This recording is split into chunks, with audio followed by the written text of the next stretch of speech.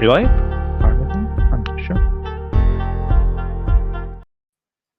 Just do that.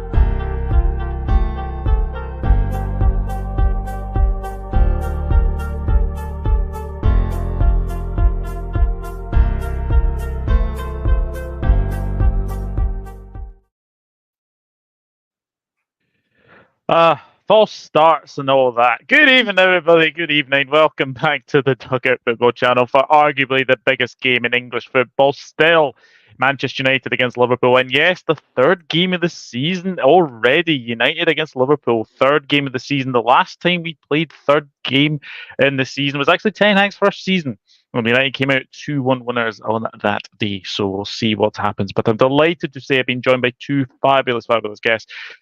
It may be her last day of maternity leave, but she has enjoyed her time off. I imagine it is the lovely Sophie Richards. How are you, Sophie? I'm doing very well. Emotional, like you say, last day of maternity and whatnot. Haven't really been caught up in the whirlwind of transfer deadline day because I've been too focused on making the most of it with little Elsie. But no, I'm doing good, thanks, Doug, and I hope you're doing well too. And I hope, Jamie, I hope you're good as well. Yeah, I'm doing very, very well as well. And yes, long time no see, Mr. Jamie Phillips. How are you, my friend? Yeah, I'm doing good, man. I'm doing good. I don't give a damn about transfer windows anymore, to be absolutely fair. So I can't wait for it to be midnight and we can roll on to the weekend and just get on with the real football, you know. Yeah, I've got to be honest. When I was younger, I got really excited for the transfer windows. But now I think the more you sort of like grow older, it's more like, just like if something happens, it happens. And obviously, I know with being deadline day, I know there's obviously talk about potentially Sancho going to Chelsea. But is it just a case, Sophie, just get him off our books? Yeah, I think he's obviously not in Ten Hag's plans. I think everyone knew that was going to happen, but we were all a bit surprised when Ten Hag came out and said, "Oh, he's staying," because we were thinking, well, and then he's been left at the squad for 2 weeks, and you're thinking he's obviously going. Like, you know what I mean? I'm surprised he's gone this long, to be honest with you. Ideally, I wouldn't want him to go to a rival. Obviously, Chelsea. Of course, Chelsea are in talks. They're in talks with everybody. But it is what it is. Like you say, he's not going to be in his plans. Rather than have a player just sitting there, I said I'd like it to fall through last second just to laugh at the fact Chelsea have missed out on someone. But realistically, sorry, I was just saying it's really weird. But how many wingers does Chelsea need? How many players do they need? It's crazy. It's just, I don't understand it at all. I really don't get it. We all know they need a striker, but they're constantly looking at players who just, I don't know. Their squad list is incredible. But yeah, for me, we need to get rid of him. He's not going to play. He's on massive wages. It makes sense just to do that. I'd rather us done it earlier in the window and then maybe get someone else in. But it is what it is. I think realistically, Ten Hag doesn't rate him. And yeah, I think that's clear for everyone to see. So yeah, we'll see what happens in the next few hours. And looks like he's going to end up at Chelsea. Yeah, and I suppose Jamie as well. I think the only real sort of deals or sort of outgoings, obviously, Spikechetic is away to Salzburg, Doak is away to Middlesbrough, and Nat Phillips is still with us, but he's going on loan again to Derby County. Look, we have obviously had a disaster of a transfer window. There's no doubt about that. Or in isolation, I like the signing of Chiesa, obviously, but all in all, a transfer window's been weird. We've let go of a lot of our depth as well. We've only really got 6 midfielders now. So it's, we let go of a lot of our depth, which I don't get. But I think Stefan's the right thing to do because he's only played 21 games in 18 months. So he needs a loan. He's had a lot of injuries. I think most of his injuries have been like growing pains, ain't they, in his back and that. So, he needs a loan. But, we left ourselves a bit short, I feel. Yeah, I agree. But enough about obviously talking about transfer windows. And I know we will obviously speak about obviously ins that have actually happened. have actually happened. We will talk about that very very soon. But yes, we are here for Manchester United against Liverpool. And last season, obviously the last meeting was that very very famous FA Cup tie, 4-3 after extra time. That obviously was the catalyst of you going on to win that FA Cup. Do you think that saved your season, the FA Cup one? 100%. We had a shambolic season, 100%. Like that was the only way they could have saved it. Well, it's kind of saved it to say. We're not forgetting about how shambolic the season was, but obviously got us into Europe and stuff as well. So, look, to beat Man City, obviously it's nice. To get revenge, obviously, on the previous year as well. And the manner in which we did it, I thought we played really well in that cup final as well. I think obviously all season we know we've got certain personnel. We just didn't look at it. It didn't really click, and I felt like that FA Cup final, it felt like it clicked a bit. We started this season again like we were last season, but we continued where we left off. But no, I feel like there was definitely a lot of positives in that final, and it was nice to see players playing for the badge and playing with a bit of pride as well. Yeah, and obviously that cup game, Jamie. Do you think there'll be a wee bit sense of wee revenge out there on Sunday? Maybe. I don't think. I don't think Slot's going to think like that. To be fair, maybe if Klopp was around because it's the same manager, pretty much same players. Yeah. Different manager, different people now. I don't think he'd be thinking of it like that. Just hopefully, just thinking it of as another game that Liverpool have to win. It's simple as that.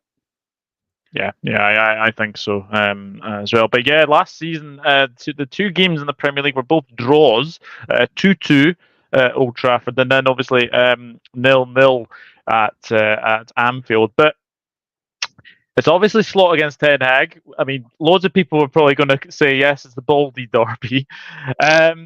But Ten Hag, Sophie, I mean, a lot has been said on him. A lot has been said about the fact that he managed to keep his job. There was still a lot of question marks over the summer. Was he going to stay? Were Ineos wanting to get rid of him? Are you glad that they've managed to keep Ten Hag? I'm very mixed on it, to be honest with you. I always back a manager, and I always obviously stand by the manager, and I always have done. That's just the way I am. And I think a lot of players have to take accountability for a lot of performances as well. I do also have to agree that he had a lot of injuries last season as well. So you have to obviously take that into consideration, especially in defence, which we know if you haven't got a secure back four, that kind of messes everything up. So I feel for him in that sense, but I do feel he has been backed in this transfer window. Obviously, we get Ugarte now as well. I think there's no excuses this season, and I think now we do need to see results. I think last season, obviously, we can say there's injuries and whatnot, but he's had another transfer window now. Yeah. And I think there's no excuses. I think if he doesn't get things rolling at the start of the season, I do think he could be in trouble. Ruud van Nistelrooy's there, and there's no secret to a lot of fans believing that he might be the manager to step in if anything was to happen to Ten Hag, and it kind of feels like he wants that to happen as well, that role. I'm not saying he wants to throw off Ten Hag, but I mean, like, he seems like a natural to step into that. Yeah. So I just feel like he has to start this season well now, especially after this transfer window. Obviously, he's got the likes of Ligt in, players that he's worked with before, Mazraoui. So there's no excuses now from him. So I do back the manager, but at the same time, I do think now it's time for less excuses and more results, really. And more than the results, we want to see positive football. We're not playing this slow, boring, backwards, sideways passing. Like, we want to see Manchester United being pragmatic. We want to see this press that Ten Hag's known for. We haven't really seen that. So I'm hoping that we get to that now, that we see more of these players playing, if that makes sense. Yeah, are you happy with your transfer window? I mean, Ligt, Mazraoui, Yoro, Zirkzee, Ugarte. I mean, I've got to say, Ligt is a very interesting one because he's now had three big moves. He's had obviously Ajax to begin with, Juventus, Bayern Munich, and now Manchester United. So that's big. Mazraoui, I rated him before he went to Munich. I think he's a really, really good player. Yoro, I don't know too much about. Zirkzee, well, we will get into obviously the Champions League very soon, Jamie, because Bologna are one of our opponents. And then obviously Manuel Ugarte, who unfortunately will not be involved this weekend because they didn't get him signed on time, unfortunately. But are you happy with your transfer business so far? I am. I still think we could have done with some left back depth, to be honest with you. Obviously, Luke Shaw last year, unreliable in terms of fitness and whatnot. But Mazraoui is useful. He can play both fullbacks. I mean, Odelo can play both as well. Very useful in that sense. So yeah, I think in that sense, I would have rather have invested and got another left back if it was the opportunity was there. But we can't complain with the signings that we have made. I think Ineos have had a good first window. Obviously, we've got rid of certain players as well. I was surprised with McTominay going because I know he gets a lot of stick, but I actually like McTominay as a squad player, as a homegrown player as well. I liked having him in and around the club. But look, I can't blame him. He's going to go and live in Italy now, and I'm sure have a great time. So I can't fault him for that, and I wish him all the best. But I was surprised with that move, genuinely, because I think Ten Hag will always seem to rate him. So. Yeah, I have to be happy. It could have been better, but definitely could have been a lot worse as well. So yeah, we'll see how these players gel now in Ten Hag's system. I'll be honest, I'm surprised you sold McTominay as well. I was very, very shocked when I seen that a bid had been agreed, and yeah, it seems like a lot of Scottish players are heading over there at the moment. Italy, it seems to be the way for Scottish players. Obviously, McTominay's away. Looks like Billy Gilmour might be going. I don't know actually if that one's going to happen, because I know that Matt O'Reilly, their new signing, got injured, I think, in his first game. So I'm not sure if they're. Yeah, horrible challenge it was as well. So I don't know if Gilmour's going to go there as well. But in terms of, obviously, Liverpool, Jamie, obviously the only ins. Well, we've got one. We've got one in so far.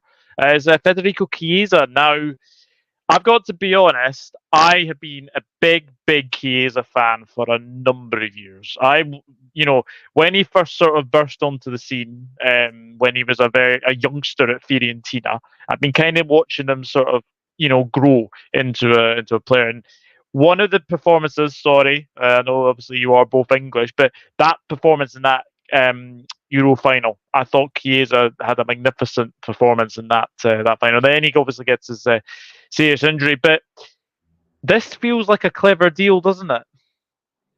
Yeah, look, Chiesa in isolation seems like it's a good deal. That makes sense. Slot wants 4 wingers. He wants 2 on each side. It's the first time we've ever had Mo Salah cover since Salah's really been at the club. We had Shaqiri in and out, but I don't think he was used as Salah cover that much. So, yeah, Chiesa's pretty much that. So, also Chiesa can play across the front three. As we saw for Juventus the last 2 seasons, he played the majority of his games sort of behind the striker and a shadow striker, floating 10 sort of position, grabbing the ball from deep and running direct. For Italy in Euros, we saw him prominently on the right wing. So, look, for 10 million quid up front and then 2.5 million in add-ons, and then I believe he's on £81,000 a week as well. So, it's in isolation. This is a great bit of business. If Liverpool, and he was good last season. I know a lot of people think he's injury prone and all that, but he actually played 37 matches last season. He had obviously that serious ACL, which kept him out for a while. And then he had a few injuries after that, as you would with a serious injury like that coming back. But he missed 11 games last season, but played 37. He was Juventus's main man. So he's not going to be that for Liverpool, with the likes of Diaz and Salah and Jota and all that there. So his minutes can be looked after a little bit better. And it's just another threat for Liverpool off the bench. We basically have 2 threes now. So Liverpool's starting 3 will probably be Jota, Diaz and Salah. And then their backup 3 is Gakpo, Chiesa and Darwin. So it's not too bad. Yeah, especially, I don't know if you've obviously seen the picture that's floating around. It was like 10 years ago we had Fabio Borini, Mario Balotelli, and Ricky Lambert. And now we've had Diaz, Salah, Jota, Gakpo, Darwin, and then Chiesa. It's quite incredible. I know, Sophie, that you actually were wanting Chiesa. Were you surprised United weren't for Chiesa? I think obviously if Sancho was going, obviously was in talks for Juventus, I think it was a logical thing to involve him in that deal. But obviously that's stalled now. Chiesa I've always rated. You might remember a few years ago, and people who are watching who've saw my career mode that I did with FIFA and stuff. I actually got him on my FIFA career mode. Yeah. Because I've actually always rated him as a player. He has had some unfortunate injuries, and that is a concern. But for the money that you've paid for him, I think obviously it's not so much of a risky signing because you've had him for a good fee, and that's what I mean. When I said I wanted him, I said it would have made sense for me to involve him in that Sancho deal if he was going the other way. But obviously, that kind of has stalled now. So yeah, but no, I think it's an exciting signing. Be interesting to see where he fits in with Liverpool, obviously, because you've got a mad quality of wingers already, as you've already mentioned. So, but no, I think for the price you've paid for him, he's an exciting signing. Whether we'll see him at the weekend, who knows? Because I'm not sure on Slot's philosophy when it comes to new signing, but Ten Hag seems to hold off for a little bit, give them time to embed. We'll start putting Slot in. I guess we'll see on that one. Yeah, well, he actually did say that he is unlikely to potentially feature this weekend, which again doesn't really surprise me. He'll probably be sort of used for the I think the next game, which I think is Nottingham Forest at the Anfield. Which, look, I'm going to be at. Oh yeah, you gonna be at that game? Yeah, awesome. Nice. Yeah, so I'm be looking forward to that game, and so we'll probably see. I was about to say, Doug, that Chiesa don't really need to play against. You don't need to rush him. As you say, after this, it's the international break, ain't it? So yeah, we don't need to rush him. Italy have not called him up either for the national side, so that I think that's good news.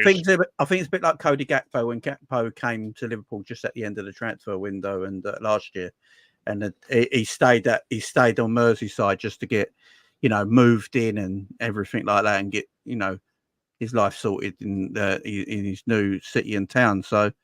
I think that's what Chiesa's doing. So there's no need to rush him. We do know about his injury issues in the past. It might sound mad, but travel and all that in a small space of time, and then you go into a big match can cause injury issues. So there's literally no point rushing him at the moment. No, absolutely not. I'll come to the chat. Because I've just noticed that there are loads of comments coming in. Ravi, thank you for sharing all the links going through. Obviously, Jamie's link is in there. Also, Sophie's link is in there. I know you've taken a bit of a sabbatical from YouTube. Are you planning coming back? Eventually, yeah. At the moment, obviously, I just need to get myself 100%. Obviously, I'm still kind of working my way back to health, like health-wise and whatnot, and obviously having a baby. So, but yeah, I do plan to come back at some point. I'm not in any rush, of course, but yeah, definitely, I will be back on Ladies in Red. Yeah, we did discuss this at the start, Ravi. He's asking a question: thoughts on Sancho links to Chelsea? We'll see. I think it's not in Ten Hag's plans. I'd rather not go Chelsea, but if Chelsea's the only option that we have, then so be it. I think it's not worth us holding on to a player who isn't going to feature this season on the massive wages that he's on as well. But I do think we do need to get a deal with, if it is a loan, an obligation to buy has to be a part of that deal as well. Yeah, absolutely. Hello, Nicole. Hope you're well. Thank you for tuning in. I know you'll be at the game. So he's gone rude. I still say to this day, he's your best finisher. He was your best finisher at the club. I still love Rude. I still love Rude. My nan loves Rude. I got her a picture. I went to Seaside. I don't know, I was a kid, and I remember you can get those sketch pictures from gift shops. And there's one of Rude on this straw, and I bought it for my nan, and she's still got it now. So I love the fact that he's back in the frame because I've always loved Van Nistelrooy. Oh, amazing. Smile, Jamie. It's deadline day, says Lakers. Hello, Lakers. Hope you're doing very, very well. Yes, Fab said Liverpool, we keep it open until the end. With about 4 hours something left, there's no chance we're getting anybody else as well. Bruno de Cruz says, Richards, you should be sacked. Bit of an underwhelming window. Ravi says that's true. Well, Dead, hello, hope you're well. Still think we'd sign no one else. Yeah, I'm exactly the same as well. Lakers also says debut will be at home. I agree. I do agree. Big up Ladies in Red. Good days. Yes, they were very good days. I do remember those. Very, very good. Very, very good. Meg, Zara, the originals, they were the best. Some of the random conversations we'd have on those shows as well just cracked me up. Yes, absolutely. No, they were very, very, very, very good shows. Ravi's got another question for you, Sophie. Which direction do you see Erik ten Hag taking United? Hopefully, onwards and upwards now. Hopefully, we get this transfer window out the way, and he's he's been backed. You can't deny that, especially if he gets Ugarte in now.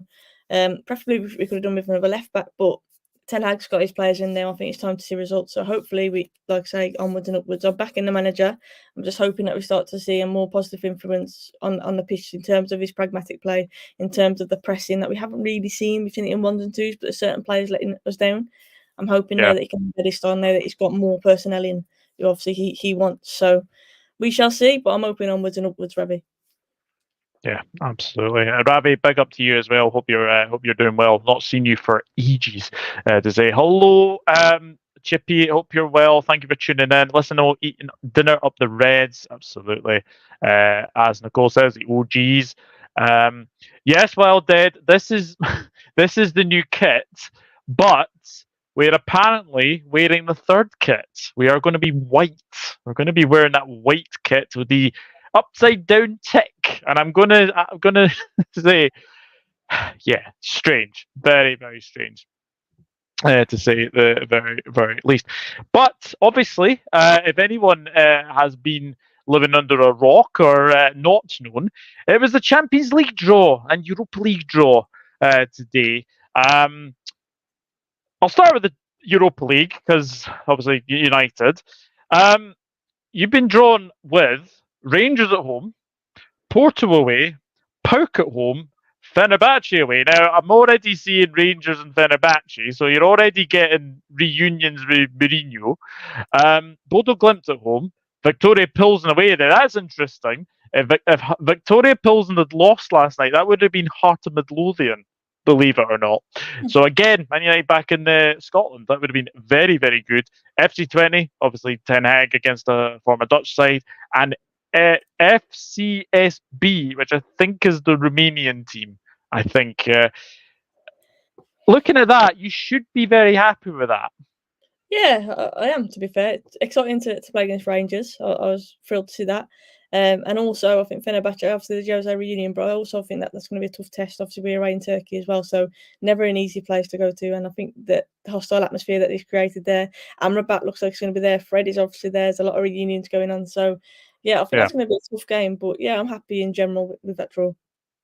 Yeah, absolutely. And then Jamie, oh my goodness me. Well, they say that you should play against the best teams in the Champions League. I'm already liking this new format, I've got to be honest. So, Liverpool have been drawn against RB Leipzig away. Real Madrid at home. Yes, we have Real Madrid again. At least you're at home. Feels like we can't. Yeah. First time since 2022, I think. Bayer Leverkusen at home. AC Milan away. Lille at home. PSV away. So Slot gets a trip back to Holland. Bologna at home, who have been kind of taken apart. Obviously, I know Zirkzee's gone to United, Calafiore's gone to Arsenal as well, and Girona, another team that have been kind of pickpocketed by other big teams as well. It's tough, Jamie, but looking at them home games, I would be quite confident against those four.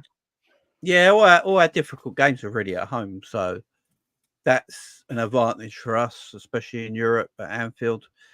Madrid, Liverpool is always a massive occasion. I wouldn't be surprised if that kicks everything off. I know they said the calendar comes out tomorrow, I believe, which I know the fixtures on. I wouldn't be shocked if they kick off this new format with Liverpool, Real Madrid. I mean, it would make sense. So, Leverkusen at home, that'd be a good game. Lonzo back at Anfield as well. Yeah, there's some good games there. There are some good games, and the away games we should win. Like, I know the top 8 go through automatically. Then the between 9th and 16th, then go into a playoff, I believe. Or no, between 9th, is it 9th and 24th going to a playoff?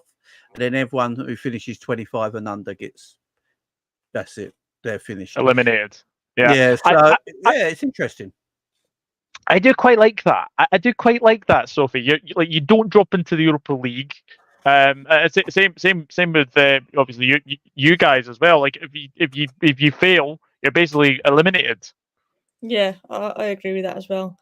I think realistically, if you're in the Champions League, you're proud to be in the Champions League. Not many clubs were bothered about dropping into the Europa League anyway. Like realistically, obviously, I know we're in the Europa League, but we'd rather be in the Champions League. That's where everybody wants to be. And it just clogs up, obviously, schedules and whatnot. Like there's already a lot of games in the season. We've already mentioned certain players getting injuries and whatnot.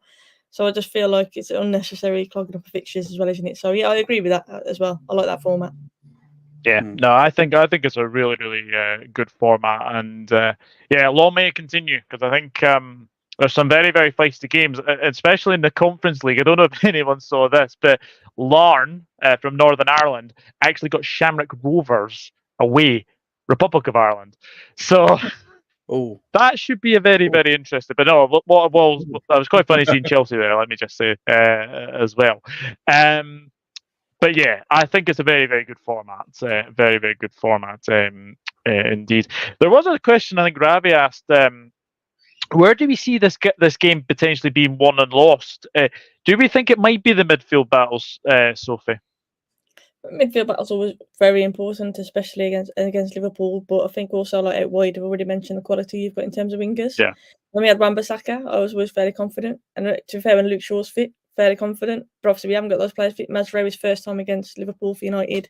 It's going to be an interesting atmosphere. So I think, it's a big test, especially for him. Delo obviously is reliable, but we just tend to have moments where he switches off. And obviously, Salah and players like that will exploit that. And Diaz, who's obviously started well this season. So yeah, I think out wide could be really interesting as well in terms of defensively. We need to be at it because your wingers can definitely hurt us. And we've already seen how we play. We're so open to counter attacks. We know how good you are on a counter attack. The goal that he scored obviously at the weekend was counter attack, and yeah, we've got to be really, really careful with that. And that's why I think Ugarte would have been a good addition, but realistically, he wouldn't have played. Even if we'd signed him in time, he wouldn't have played anyway on Sunday. But I do think that's why he's being brought in, to try and shore up that, have a player who can kind of break down counter-attacks, because the gap between our defence and our midfield at times is just absolutely ridiculous. I think it's about the same distance between Manchester and Liverpool. That's how big the gap is, because it's just the team through us, and Liverpool definitely will do that. So I think that's where we've got to be really careful on those counter-attacks. Yeah, I mean, Jamie, I know we've started the season really, really well, but this is Gravenberch's biggest test this weekend, isn't it? In that holding role. Oh yeah, look, most definitely. Look, Gravenberch has started really well in these two games. To be honest, he had the two previous games at pre-season when he played there as well. I thought he looked good as well. I actually think this role that he's playing actually suits his abilities. You know, he's a good size. He's athletic. He's more aggressive than people give him credit for. He's good on the half turn. He's got a good pass on him. He can win a tackle. He likes to pass through the lines. He's very forward thinking. Yeah, he can cover the ground, and I think it's a position that will suit him, and it's a position he's going to have to play all season by the look of it. And you know, Slot, he's been wanting a defensive midfielder. We know we went in for Zubimendi, and I wouldn't really class Zubimendi as an out-and-out DM in that kind of way. He's more of like a deep line playmaker, like a Xabi Alonso or something like that.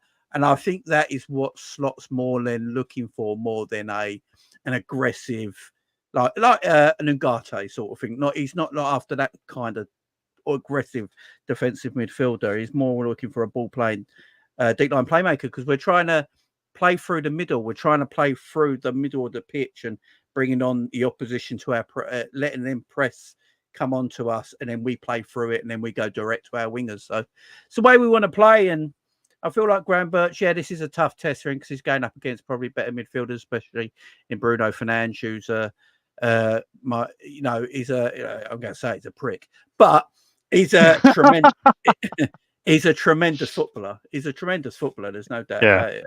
You know, so he's going to have to be wary of him, because he's going to be trying to get in behind and play off Gravenberch and getting that gap in behind him and try and take that space. So yeah, it's going to be Gravenberch's hardest game, but I think he's up to the challenge. Yeah, I think so as well. But one player I do actually have to sort of mention, and I think he's had a very, very good bit of form recently.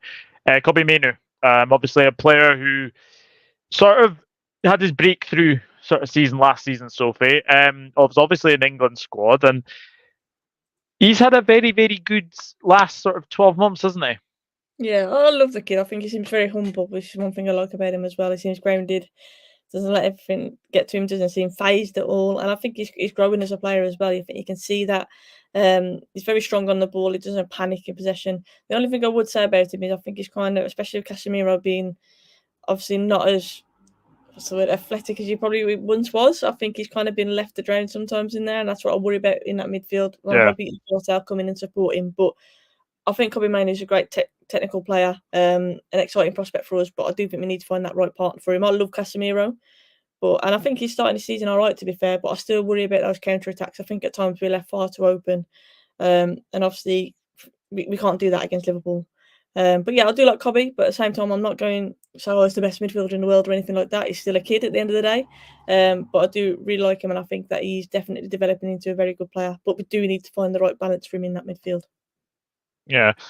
I think as well, you've got to say this weekend, do you think Matthias de Ligt will start? Because he hasn't started the last two games, didn't start against Fulham, didn't start against Brighton. Do you expect him to start on Sunday? For me, it's almost. I felt like it was like we were waiting for Maguire to slip up, and then he got an excuse to put de Ligt in because Maguire obviously played well in the first game. And against Brighton, he was under criticism for not intercepting the cross when it first came across, and then obviously Brighton went on and scored. Even though it was a great cross, to be fair. Will he put him in against Liverpool? I don't know, but it's mixed. Personally, I would like to see it.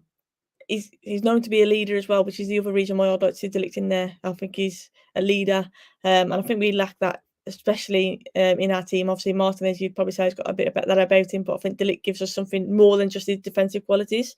But it's a big game just to drop him in for his first proper game, and he's only played a few minutes here and there. So if he does, I think he's got the perfect reason to, with Maguire being at fault for the goal at the weekend. But if he doesn't, again, I can kind of understand because it's a big game just to drop him into. I guess it's how much faith Ten Hag has in him, one as a player, but two, also his character. But yeah, I would like to see him. I just don't think Ten Hag is willing to take that risk. I think he'll stick with Maguire, but we'll see. Yeah. Another player I want to speak about, Marcus Rashford. Jamie, he always has a good game against Liverpool, especially at Old Trafford. He always seems to score against us. Hasn't started the season well. Do you think this is a make or break season for him? To be honest, I'm still surprised he's at the club. It's right with you. I've never been. I think he's too in and out as a footballer. I don't think he gives you enough consistency. He can have a really good season where you think he's a well beater, and the next season you just don't see him.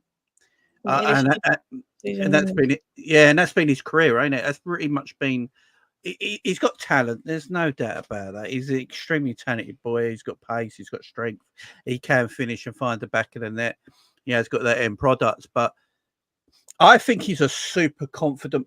I think you have to put your arm around him, and he's a confidence player. I think someone like him would have flourished under Alex Ferguson if he was around at the time, because Alex Ferguson, much we might hate it as Liverpool fans, he was a manager of people, weren't he? That's what his gift was, and he would make players, do whatever they want. He just could do anything. Like, he's a management of people, and I think he would have got.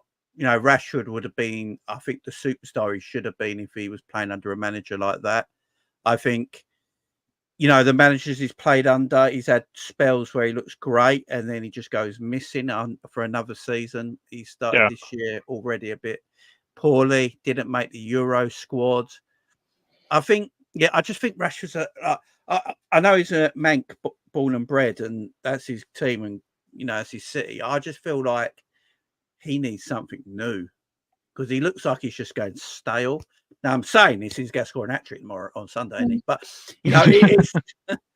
and that's saying, apparently that's saying I didn't realise it, but apparently that's saying he's never done. He's never scored a hat-trick, apparently, which I never knew.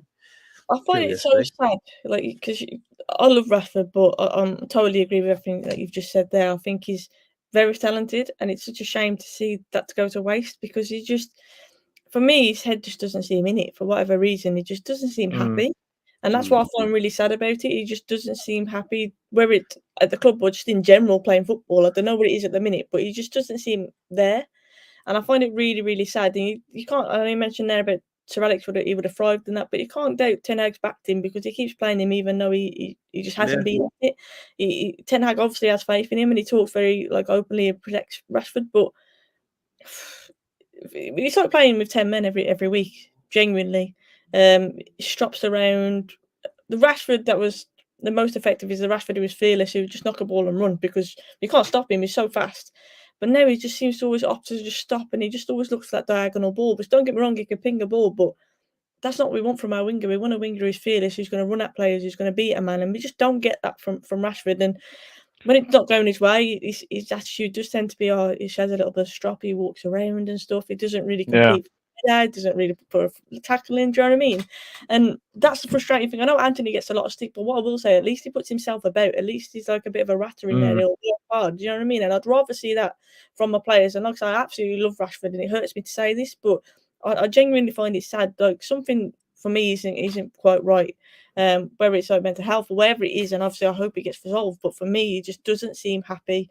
Whether it's just at United or whether it's in general, I know there's had stuff going on off the pitch and stuff as well. But something's definitely affected him. Obviously, he scored 30 odd goals, and to all of a sudden have a season like last season, but left out the Euro squad. And you think that I'd get the bit between his teeth, and he'd start this season like a house on fire. But it's just something not right there. And I think a fresh start, you may be right, but realistically, like, I just don't think he seems happy. And I just hope that we can kind of resolve that, because I love Rashford, and informed Rashford, as you've already mentioned, he's very, very talented. And if we can get Rashford firing, he would definitely be like a new signing, because he's literally a weapon. Like, Rashford on form, you can't defend him. And I just want to see him happy again and enjoying his football. Yeah, I agree. Yeah. I think as well, when I've watched you guys, like, I watched you against Brighton, and I was surprised Rashford started. I can't lie. I thought you would have started with Garnacho. I thought Garnacho was a certain starter when the team was announced, but he obviously went with the same sort of team that played. One player that really has stood out for me when I've been watching you guys recently is Ahmad. Yeah. He's really taking his I time. think it's a big season for him now. This season, I think this is a. Ten Hag's obviously kept faith in him. He's not obviously sent him out on loan like he was sort of last season. Now he's obviously had a lot of faith in him. Now this is a big season for Ahmad. I think this is one where he could really shine on that right hand side. Definitely. The thing with Ahmad, I always think he looks a bit lightweight. He's very small, but there's no doubt about it. He's got great feet. He's definitely confident at the moment. You can see that in his play. Obviously, he got deflected, but he got a goal against Brighton. He always looks a threat, and that's what I'm saying about wingers who want to beat man. Garnacho, Ahmad, they're not afraid to try and beat him, and they're not afraid to lose. They might lose the ball. They'll try something. And you see it with like the Diaz, like Salah, like they will try. And that's what Rashford's lacking at the minute. And for me, like, Garnacho should start anyway. Garnacho is, at the minute, one of our better players, no doubt about it. And he just seems to be getting more confident and better. But I think it's almost like Ten Hag's, a bit like what I've just said. There's a player in there. Someone is hoping that 1 week it'll just click. So he keeps playing him, but it just seems to not be clicking.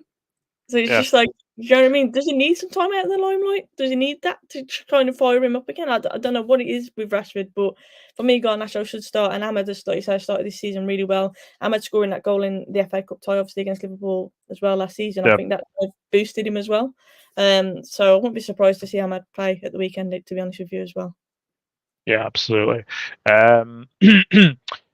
Chippy's got a wee thing. A lot of talk about Gravenberch, but Szoboszlai is the one for me. If he controls the midfield, I think we beat United on Sunday. If he's on it, his running power will suffice. I've got to say, Jamie, when Szoboszlai signed, everyone was very, very up and very happy about this signing. Started like a house on fire, then kind of went a wee bit sort of off the scale a little bit. But do you think he's thriving in this new role that he's been playing recently? Yeah, look, he's playing that more 10 role, a bit more advanced. Look, last season he was playing as a box-to-box midfielder, which I don't actually think suits his game. He's a great runner, and I understand why Klopp played him in that position, but he doesn't really want to start attacks and build attacks. He's sort of the player you want to get on the ball in space so he can run. That's what you want to get with Szoboszlai. He does win good ground duels. I believe actually his Hungarian national coach thinks one day he'll be a defensive midfielder, because he is aggressive in the tackle and he is an aggressive player. But at this moment in time, I think it's best for us to get him in them positions where he can be a little bit more direct. He's not the one, building the midfield. McAllister and Gravenberch and Trent, when he inverts into that area, they can build in that area and they can then free up a Szoboszlai in that space, where he tries to get in between, in that final third, just behind the midfield, in front of the defence, and he has that nice bit where he's got Salah on the right of him, he's got Trent just behind him, and he picked up them nice little positions there. A bit like what Harvey Elliott was doing for us last season. That's what Szoboszlai's doing for us now. Yeah. He's aggressive.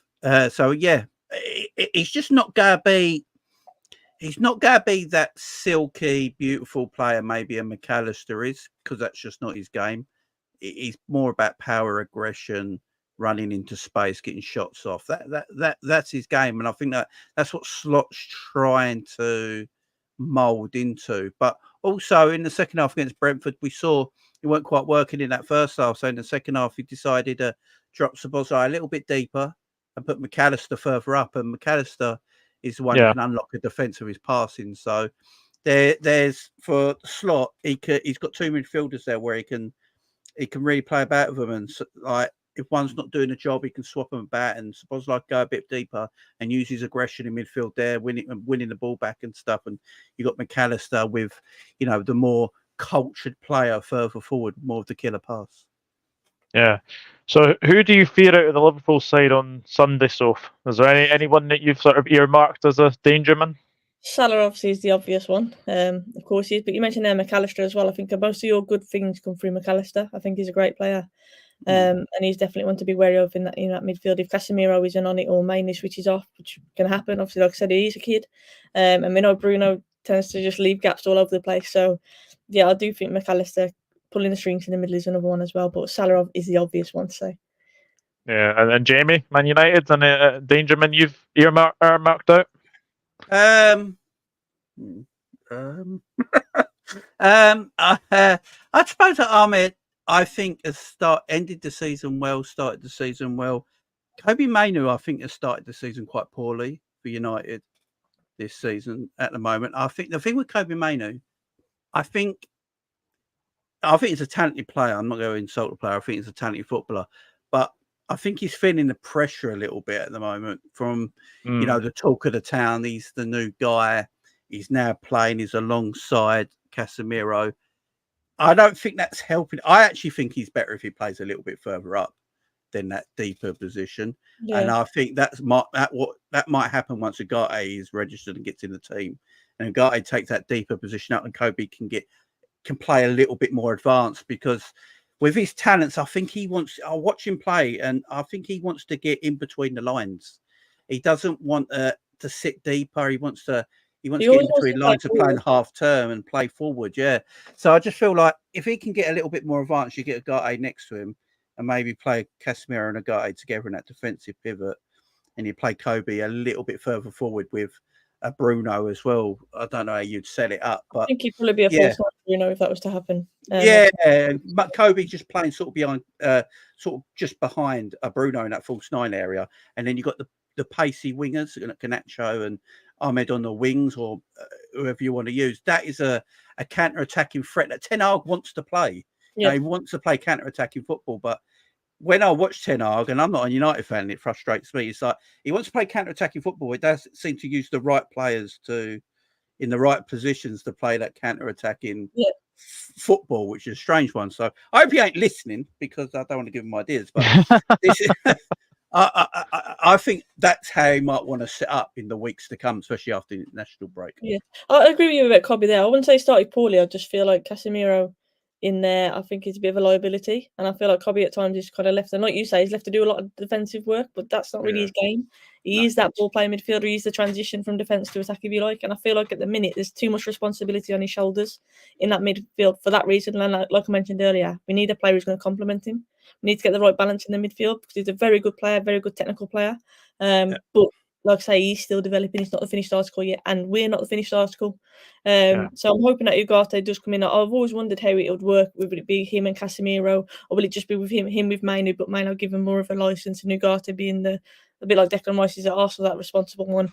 But we'll see what happens. Obviously, he does like a false nine, but he has also brought in Zirkzee. We have got Rasmus to come back as well. So be interesting to see how Ten Hag is going to fit these players in. But like I say, he's got the players that he wants now, so it's his responsibility to make it work, isn't it? So, the reason I was saying about the double, like defensive double pivots, because last season United conceded so many chances per game. Like, it was embarrassing. I believe it was. Was it not like the same goal you were conceding as well? Like, it was basically the cut back, and then someone was basically bending in the corner. Yeah. And I just feel like he's looking at more of a, because I think he does want to play counter attack, but he wants a better defensive structure in there. So getting someone like Ugarte in, and the defenders that you've gone and bought, you know, and if you've got Zirkzee as well, who can play in that 9 area, he might be looking at just, you know, shore it up there, win your battles, and then bang, get him on the counter, get Kobe, as you say, a little bit more advanced if he does play a double pivot. He can have a bit more license, get on the ball, play forward quickly, get the ball into Zirkzee, who can hold it up because he's big and strong, play it out to the wide players, and you build from there. So that's something you could be looking at. I know obviously we lost, but I thought against Brighton genuinely we played some good football with the good passages. But I mentioned it earlier, we do what you just said, we counter attack in those gaps, and then the ball would go to Rashford. And you know, you're thinking, Brighton was so high, like running into space, and he was constantly coming to feet or constantly like playing short, and you're thinking, this kind of just undoes everything that we've just done at the back. We played some lovely passages, triangles, gets it to Casemiro, who we know looks for that ball over the top, but everyone's coming feet. And it's just so frustrating because you know if that was the other way around and that was Liverpool, you know for a fact Diaz and Salah are looking spinning behind.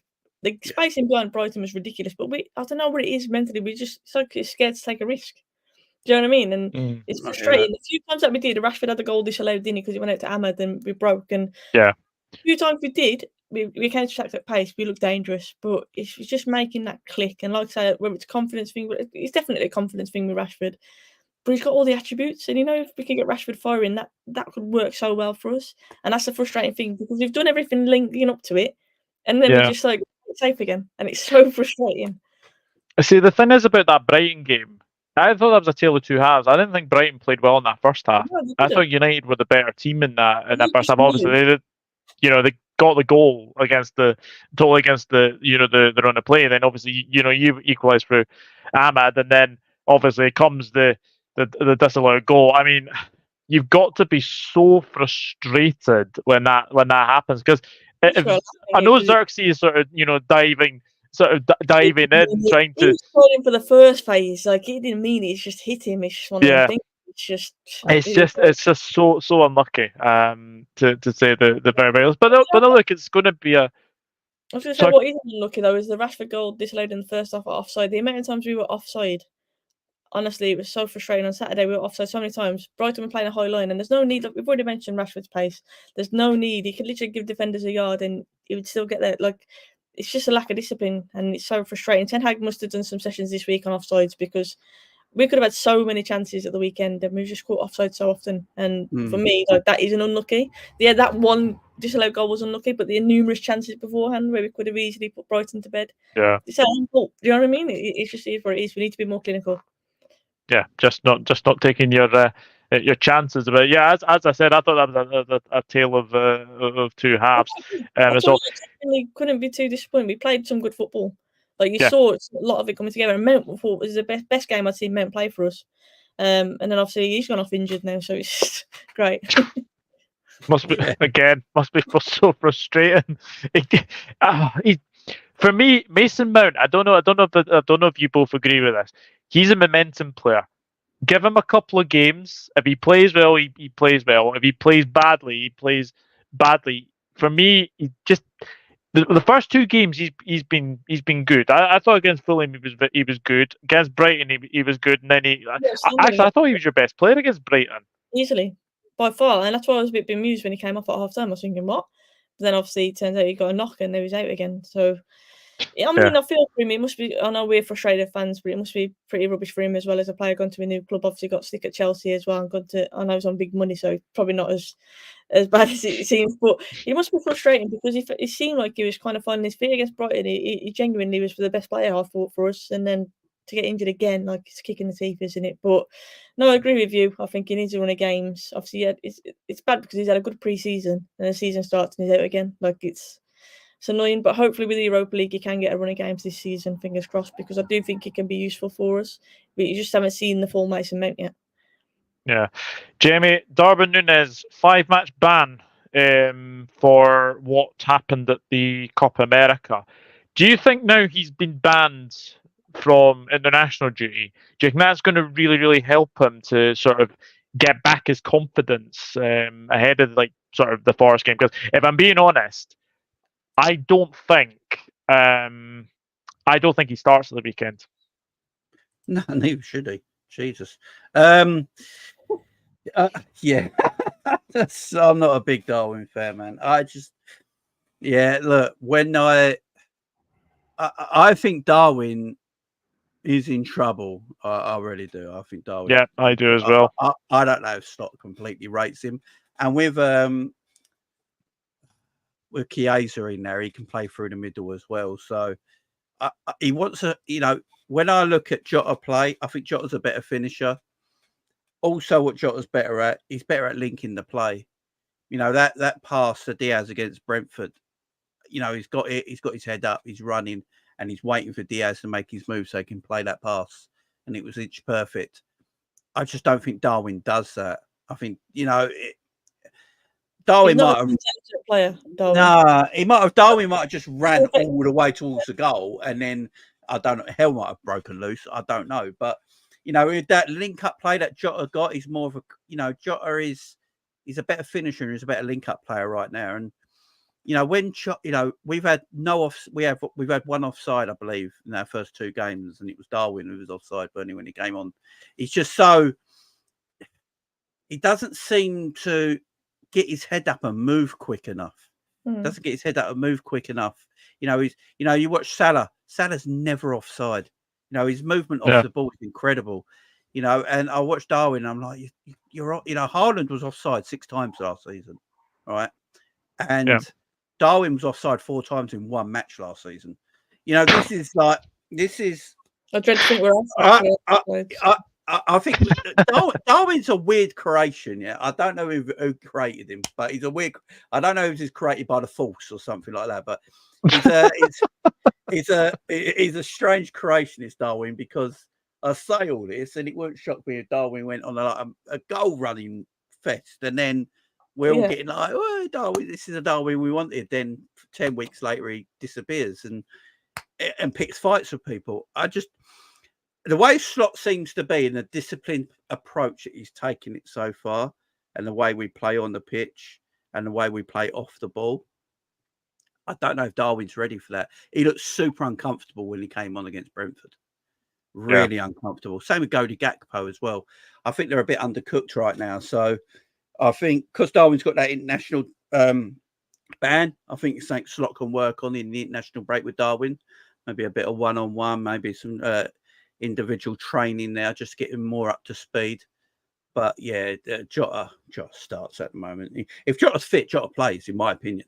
No. Yeah, and I'm praying to goodness that he is just wrapped in cotton wool. I do not want to hear the words Diogo Jota injured, because I will go off my nut if that is the case. I'm not sure if that's confirmed or not. Fabrizio tweeted 10 minutes ago. He said that Sancho to Chelsea has been agreed in terms of personal terms, but United are still insisting on the clauses of the contract that Chelsea cover the wages and obviously the obligatory buy option. So I think the clubs aren't agreed yet, but he's agreed personal terms. Right. Was it a loan? Was it a loan at first? I think they want a loan, but we're insisting that there's an obligation to buy. Oh, definitely. Yeah. Lakers says apparently lies. Jamie has a Darwin blow-up doll. Well, Darwin, he's one of these players where I think if it clicks, like, he could be so good. He's got all the attributes, like you say. He's powerful, he's fast, he's a bit of a mad head, which sometimes I think you have to be to be a good striker in the Premier League. Like, do you know what I mean? You don't want to play against him as a defender, and I'm sure most defenders wouldn't want to play against him for that reason. But he just hasn't clicked for whatever reason at the minute. But I'm sure at some point it will, whether it be for Liverpool or he'll go elsewhere. I don't know, but there's definitely a player in there. Obviously, this whole fight situation, I don't know really what happened. I saw clips of it obviously on X. I don't know what's true or not, but apparently he was fighting for his family, and if he was, for me, fair play to him. But I don't know if that is true. Yeah. But it's hard to dislike him really, because I think he's just crazy, but he's entertaining, and I do think there's a player in there. But at the moment, obviously, Liverpool haven't unleashed that player, and I pray that doesn't happen this weekend as well. But I do think at some point it will happen. I genuinely do. Yeah, I think it's safe to say Jota's the starting striker at the moment, and he's just going to have to try and find his way in. Speaking of starting 11s, Sophie, what's your starting 11 for United on Sunday? Onana in goal. Mazraoui right back, sorry. I'm going to say it's Martinez, Maguire, Mazraoui, Casemiro, Mainu, Bruno. I think he'll stick with Rashford because of his record against Liverpool. And like I say, he still keeps having faith with him, even though I personally wouldn't. So I'm going to go Rashford, Zirkzee, and Amadou Garnacho. I'll probably say Garnacho just because I think Garnacho should be a starter for us. So, yeah, that'll be. I think Zirkzee will start purely because Mount obviously is out, Højlund's out. I don't think he'll go Rashford through the middle because that just doesn't work. So I think he might try Zirkzee from the start. Jamie, unchanged, or can you see maybe one change? I think. Yeah, I don't think there'll be any changes. Everyone's fit and ready to go. Yeah, I don't think Chiesa will be part of the squad. Yeah, be Addison, Trent, Canate, Virgil, Robbo, Szoboszlai, Gravenberch, McAllister, Salah, Diaz, Jar. Yeah, why change a winning team? That's the simple sort of thing to say that. Why change a winning team? I know the thing that might change our mind is Maguire for De Ligt for that reason, because we didn't win and Maguire was kind of at fault for that goal. He might drop Maguire for De Ligt, but I'm just not sure if he's confident with him from the off yet. But I wouldn't be surprised at that. Yeah. Ravi's asked the question for all three of us. How do you see the tempo of the game being played on Sunday? I think it could be an absolutely amazing game because we have been so open on counter-attacks, and I also think we could also counter-attack the other day if we were at it. Or it could just be a dismal draw where we're just sitting in and defending and trying to shore it up like you mentioned earlier because we're scared of that counter-attack. But if our attackers are on it, I think it could be definitely a spectacle. And yeah, we'll see. I think it's interesting because normally if I'm looking at this game, I'll be like, oh, I think McTominay starts. We haven't got a McTominay now, so you're kind of looking around for that player. You think, oh, obviously he's gone through the system. He knows how important this fixture is, and now we're kind of lacking those characters, which I think is Rashford, you'd say, is one of those characters, but is Rashford? I don't know. We'll see. Yeah, Jamie. I think United will play like the away team. I think Liverpool might. I think Liverpool might dominate the possession. I think you will. And because if United dominate possession, they're going to leave too much gap in between the midfield and the defence because they're going to have to dominate possession. You have to move up. You have to push up the pitch. If you want to be aggressive with it. And I don't think Ten Hag will want that because he'd just be too wary of Salah and Diaz in behind, and then Jota just floating there. So I think he'll sit back, and that's why I think actually Maguire will play because Maguire's aerial ability, especially in the box of set pieces, and Jota's in the air as well. If obviously Jota's and with Maguire maybe understanding the game a little bit more than De Ligt right now, maybe that's why he goes with Maguire. I think that's how it goes because you want to play, playing at Fernandes. I think Bruno might play the false nine. I don't know if Zirkzee starts from the off. I've got a feeling he might play. Who else do you have in the middle then? Who do you think will go in the middle with Mainu? I think he'll play Casemiro and Mainu. I think that's who he'll play. And he'll play Bruno as that like floating 9-10 position. Yeah. Go with two. I think you should start with Garnacho. I know a lot of Man United fans are a bit up and down with Garnacho. Some think he's more of an impact player off the bench, and some Man United fans think he should start a lot more. I think he's a talented player. He's a ball carrier. He can take on his full back. Yeah, so I think you might go Garnacho, Ahmed, and as your wingers, Casemiro and Kobe as your double pivot, and then Bruno, in that floating area of the pitch, just to try and maybe play on that canter and just soak up pressure and then canter Liverpool high up the pitch as quick as possible. He did it quite a bit before where you won that even in pre-season, you're starting to win the ball back deep and you see him trying to ping it into the corners, into the wide men. And then from there, they hold it and let possession build up. So that's something they could be looking at. And I think that we'd do that. I think not fit. I think if we had McTominay still, he would slot into that in the midfield to bolster it. But I don't know. We will see. The only reason I'm saying Zirkzee is one because I think we need an outlet, like you said. I think we'll play as the away team, and we'll need someone to play up to put Rashford in the middle, he's just going to keep going back because he can't hold the ball up. So I think Zirkzee gives us a bit more physicality up top, whereas Højlund also would do that, obviously, but obviously he's injured. So that's why I think Zirkzee might be the chosen option, purely for that physicality, someone who we can play the ball to his feet, hold up, win free kicks, get us up the pitch. Because if we don't have that, then I do worry that it'll just keep going back wave after wave. Yeah. Good point. There was an interesting quote here. Hello, Philip. Hope you're well. Excuse me. Chippy says, I think United will play 4-5-1. I was thinking about this, I was thinking, it's unlike Ten Hag, he seems to stick to his system, but if you look at the centre-backs we've got, could he possibly put Ligt, Maguire and Martinez all there and then play wing-backs? That's also an option, but I think it's unlike him to experiment like that in a game of this magnitude. I think we'd have already seen that pre-season and whatnot as well. I don't know. But we have got, obviously, some quality centre-backs now, and that is an option that he could look at, but I don't know if this will be the game for him to trial it, but it's a good suggestion. Yeah, it is a very, very good suggestion. And then he's gone to all score prediction. Well, here we go. Well, we know Manchester United Liverpool games, always form goes out the window. I know we've won 2 from 2. I know Man United have won 1 and lost 1. It's one of those very, very tricky games to predict. So, Sophie, what are you going to go for? You know what, I'm going for an exciting game. Both teams obviously score. I say obviously, we're not obvious to score, but I'm going to back us to score. 3-2 United. I want to be entertained, so I'm going to say 3-2 United. I'm not wholly confident in that, but I'm saying that. Jamie? 2-0.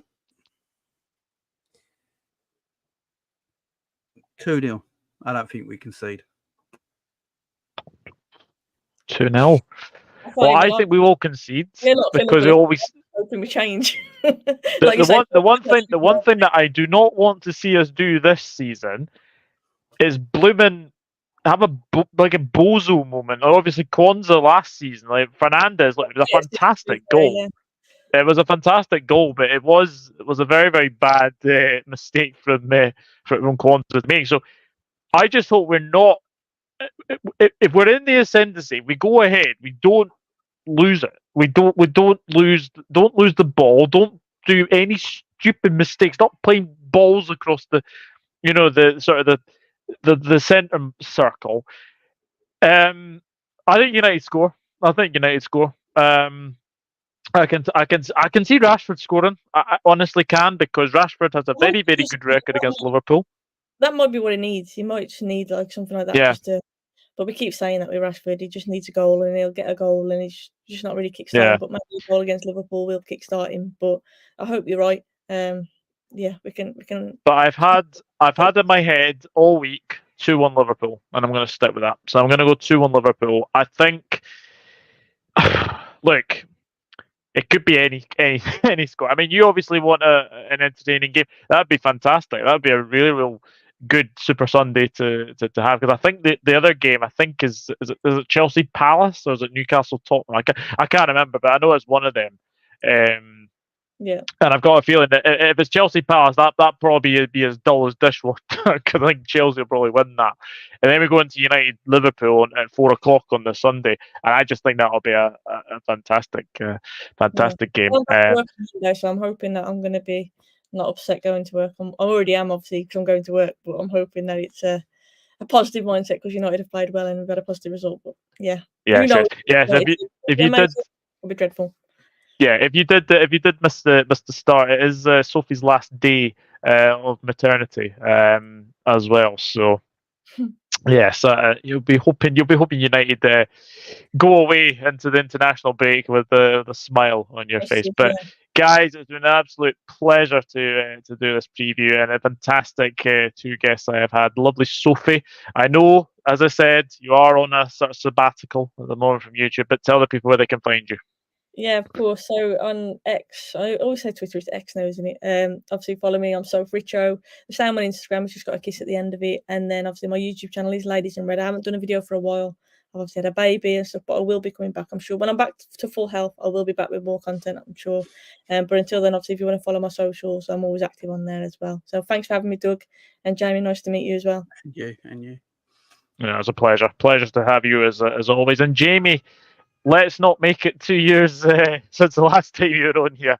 Tell the people where they can find you. Thank you very much for coming on. Appreciate it, man. It's been a good one. Yeah, so you can find me on my YouTube channel, Jamie Phillips Football Chats. Everything Liverpool. And yeah, you can also find me on Twitter or X or whatever the damn thing's called. Chats Jamie FC. Yeah, that's my Twitter handle. Yes. I call it. I still call it Twitter. I'm not calling it X. I'm not calling it.